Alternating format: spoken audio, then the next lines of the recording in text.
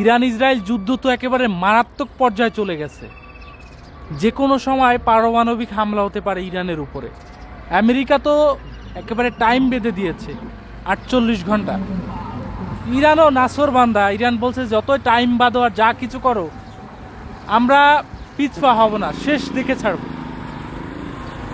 আপনার ইউরোপ আমেরিকার জন্য এক ফোঁটা তেলও হরমুজ প্রণালী থেকে বের হচ্ছে না।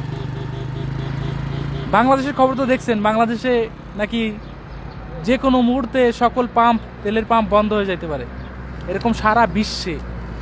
এই মিশরে আপনার আগে ডলার ছিল 47 পাউন্ড, 46 পাউন্ড, এই কয়দিনের মধ্যে 53 পাউন্ড হয়ে গেছে। বুঝতে পারছেন? সারা পৃথিবীর অর্থনৈতিক অবস্থা খুব খারাপ। এখানে মুরগির মাংস যে দাম ছিল কেজিতে 40-50 টাকা বাড়ছে। বুঝছেন? এরকম সব কিছুতে।